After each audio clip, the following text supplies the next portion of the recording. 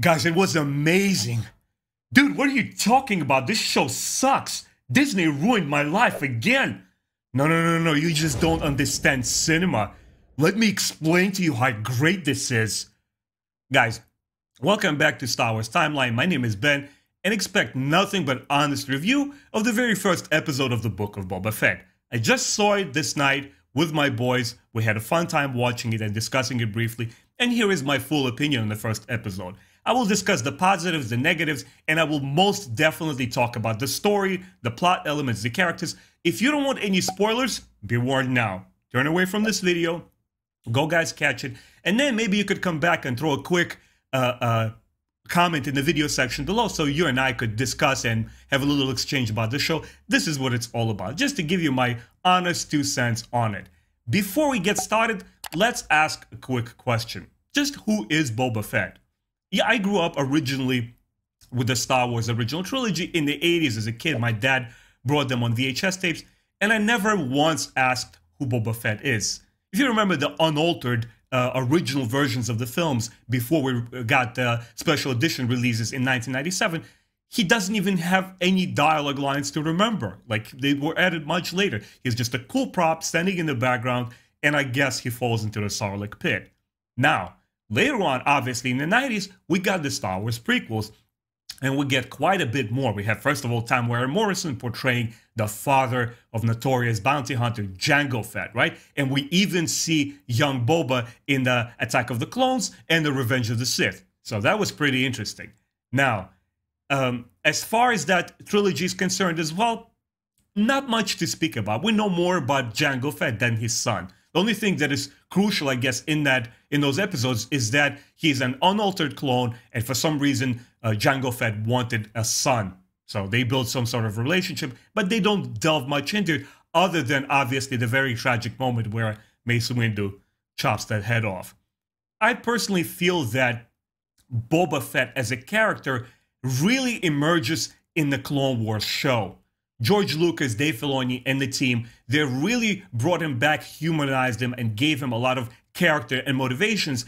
And I feel that this was the most necessary element to capture in the show in order for it to be successful. Because honestly, not even old school comic books from Marvel and DC delved much deeply into it.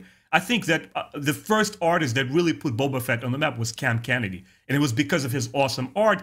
Pretty much in those old school Marvel and Dark Horse era comics, Boba Fett is just the Batman of Star Wars universe, right? He's just this lone gunslinger. He works only for himself, and his only motivation is greed. He's a faceless opponent. You never see his face revealed, and he pretty much kicks ass. Every time you see him on screen, everybody else dies or gets swindled or gets played, because that's what he is. Anyway, now we get into the show. What were my honest expectations about it? Not too much. I mean, we got The Mandalorian, you guys. I didn't do a review of that show because it was before the time I started my channel. I thought it was okay. It definitely brought Star Wars down to its most elementary components and just made it fun, simple, escapist show with plenty of action and just minimal story. And I guess that's what a lot of fans like. I thought it was okay. Me and my younger brother watched it. It was full, packed with action and beautiful visual effects. It was pretty okay. But that's what I expected from the Book of Boba Fett, that Mandalorian style of filmmaking, which is basically bare bones, all visuals, and just sprinkled with action here and there. I did not expect Boba Fett to be a hero, because he's most certainly not in the live-action film snippets that we see in the prequels or in the Attack of the Clones show. He rubs off on the scum and villainy of Star Wars Galaxy, right? And that's what he does in the comic books. He always gets in the thick of it with other gunslingers and bounty hunters, and he always kills anybody who gets in his way. He's obviously not a good guy. I expected the show to show him as this, once again, faceless, badass gunslinger who just takes down names and nobody can stand up to him, and that's what Boba Fett is, and that's the hype. He's like this ultimate Spartan, like the Spartan from the Spartans from the Halo video games and stuff like this. But I did expect also for this first episode to set the tone of the show and the style of the delivery of the actors and the storytelling and the music and everything to get a sense of what the rest of the show is going to look like. And I will obviously revise my opinion after the show is finalized, because you don't judge a full show based on one episode. Sometimes it's slow, sometimes it's very impactful. Like, for example, I thought that the first episode to the Bad Batch was absolutely magnificent. What a way to begin a show. But then again, you know, you start off there and you say, well, hold on a second, let's look for the rest of the episodes, and then we get the full picture, and then we can discuss the show. First, let's get with the good parts about the first Book of Boba Fett episode. I thought that the intro was quite effective. It plays into the most vital parts of who Boba Fett is, and we see that excellent scene from the Star Wars prequels when Boba is picking up Jango Fett's helmet and he's there, he's traumatized. Very, very important. I didn't feel that it was like a trip down the memory lane or just done for nostalgia's sake. It was crucial to this character's arc. What motivates him? Why? With the premises that I mentioned before, that he's not a good guy, because life was hard for him. He never saw good or compassion other than being next to his dad. He always dealt with the shady characters of the galaxy. And that particular moment is kind of like formative of who Boba Fett is and who we're going to see in this particular show. I gotta say, Temuera Morrison is in excellent shape, guys. It is so cool to see him. I mean, just imagine the original, the Star Wars prequels were done 20 years ago. And original Temuera Morrison was like in his 40s or something. He's in his 60s. He looks pretty sharp. He does like most of his action sequences. He's pretty trimmed down. I could believe that behind the mask in the original Star Wars films, like Episode 6, the Return of the Jedi, that's Temuera Morrison hiding behind the helmet. He's in such a good shape. I'm so happy that he's back, and he has that presence on screen. Every time you see him in the shot, you know that's Boba Fett. That was really cool. I also thought it was very effective to break down this storytelling into two separate timelines. Obviously, one is immediately right after the Return of the Jedi Episode 6, or actually during the events of that film. And the second one is what we see in the show. I guess it's somewhere before The Mandalorian, how Boba Fett slowly begins to rise to power. Or maybe even during The Mandalorian, right? Because we see Boba Fett there with a lot of scars, and he's not obviously in control of Mos Eisley. So it's somewhere there. And two separate timelines were effective in telling these parallel stories and bringing us up to speed quickly, without giving us too much expositions. What I also enjoyed is that particular element is a callback to the original Bounty Hunter Wars, books which I've been reviewing. I'm on the third book, I'm about to finish it, from the Legends side of Star Wars. It also told its narration via two timelines, the past and the present. I was like, okay, I guess it's a conscious choice. I'm going to look for more little Easter eggs from those books, but so far that's the first one I was able to spot. I was like, aha.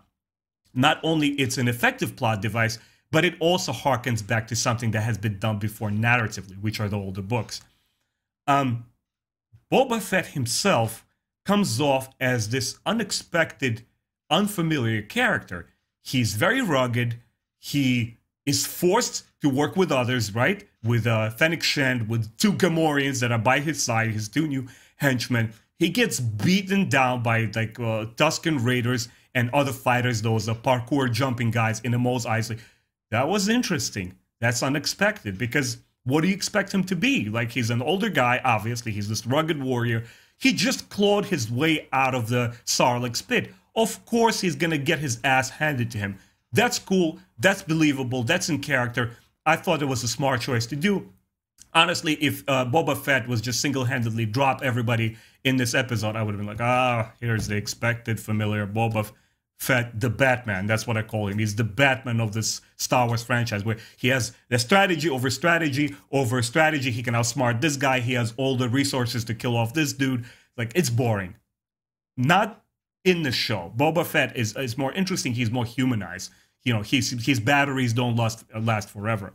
And it's cool to see that he has to earn his cred both in Mos Eisley, right? He just took over Jabba's palace, but also among the Tuskens. I thought it was very crucial, very well done that, you know, he's encountering these desert people, which Tatooine denizens generally try to avoid, and they fear them. You know, they always travel in single file, and they will attack you unprovoked. You know, let's steer away from them.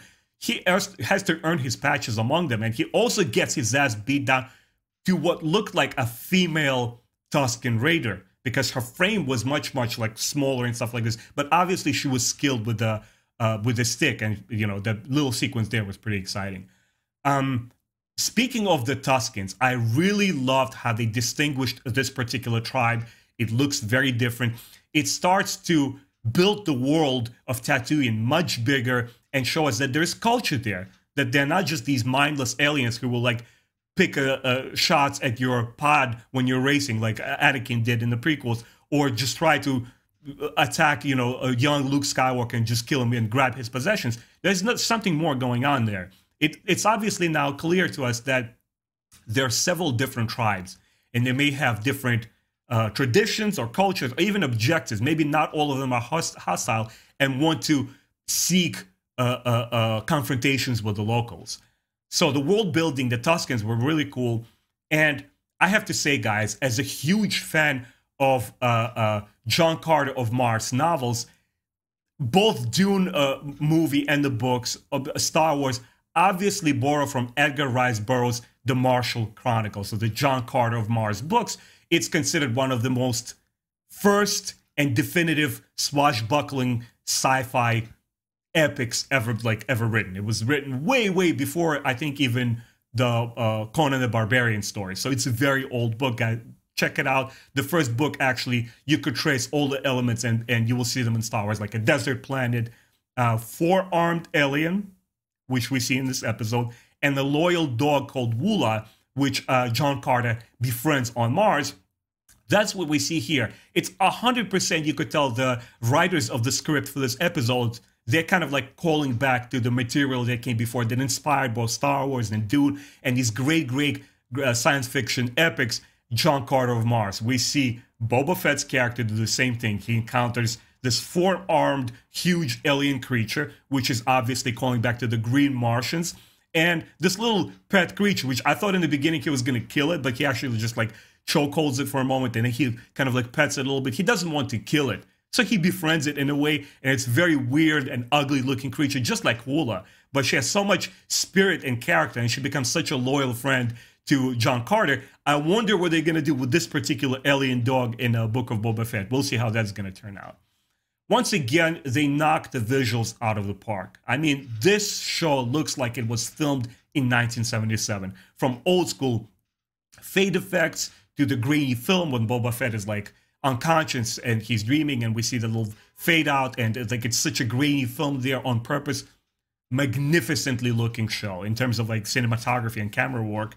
And sorry guys, what I really thought was the most effective thing, the most positive thing I could say about this episode is that it establishes the story here. It gives us a very quick and simple setup and tells us this is where Boba Fett came from. This is what's happening right now. All right, prepare for the rest of the show. It bangs out everything out of the way quickly, and maybe it's the same reason why I have some negative things to say about this show, about this episode so far. So first of all, let me first get a sip of water. It's just watching a full episode of and Tatooine. It just got to me. Anyway, the content itself is pretty good. It's the delivery that I have a problem with. In other words, you could have a good story, but the way that it's portrayed or narrated, or whether it's the camera work or the way that the actors are directed, how are they delivering the lines, what dialogue they speak, how much of it is in character, how much of it builds tension, that's a whole different story. That's the craftsmanship of filmmaking. Not only to tell us a story, but how you tell it. That's very, very important. And for me personally, any piece of entertainment that I watch, that's what I go for. You know, for me, visuals, action, you know, all the fireworks, that's always a secondary thing. I'm curious to see how a show is able to pull me in. For example, I'm currently watching the third season of the Westworld, and each single scene, each moment in that show, you're sitting on the edge of the seat. I was like, oh man, what's going to happen next? Oh, who's this guy who just called? Or this character comes into the shot. It's constantly mounting tension and build up, and you're like, oh man, I can't wait what happens next. Not so with the Book of Boba Fett. You know, everything is very much spoon-fed to us visually. You get from sequence to sequence to sequence. There's no sense of rousing tension. There's no emotional build-up. It almost feels like an infomercial or a PowerPoint presentation of somebody standing next to you and showing you picture by picture. Like, so this is how Boba Fett escaped Sarlacc Pit, and now you see him over here, and now the Tuskens pick him up.